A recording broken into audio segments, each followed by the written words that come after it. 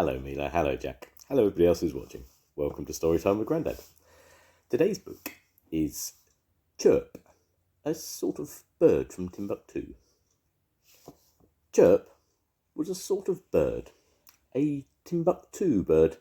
He lived in Featherbed Cottage, high up on the branch of a tree in Timbuctoo.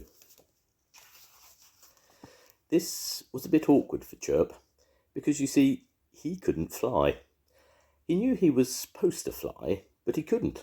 He'd never learnt how to. Mind you, he'd tried. He'd stood outside Featherbed Cottage and shut his eyes and jumped and crash. Poor Chirp.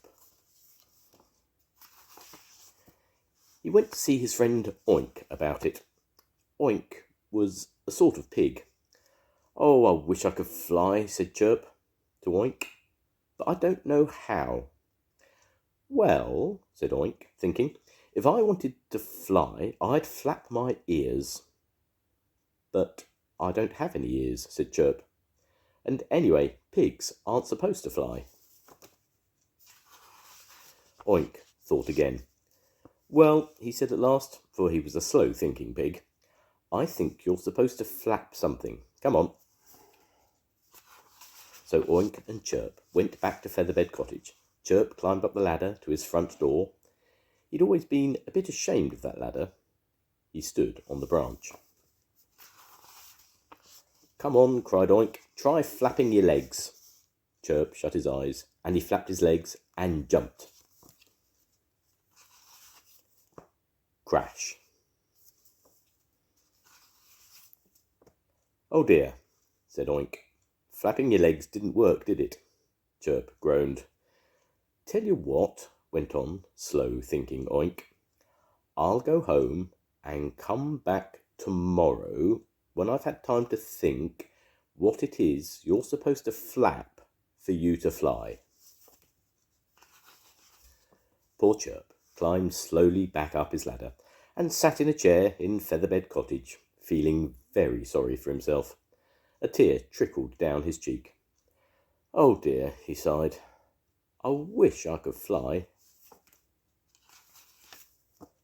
The following day was bright and sunny, and Chirp was up bright and early, waiting for his friend Oink. He saw him coming through the woods. "Hello," shouted Chirp. "Hello, Oink," and waved both his arms.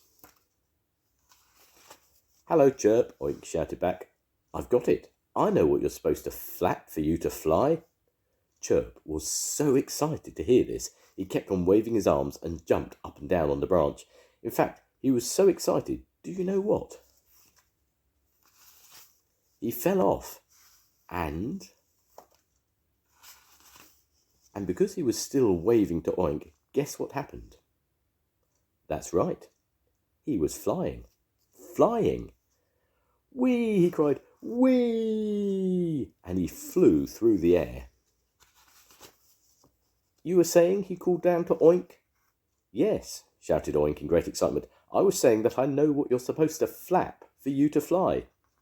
"And what's that?" cried Chirp as he flapped his arms and flew through the air. "Your beak," shouted Oink. "You're supposed to flap your beak." The end. Goodbye, Mila. Goodbye, Jack. I'll see you soon. Goodbye, everyone. Bye.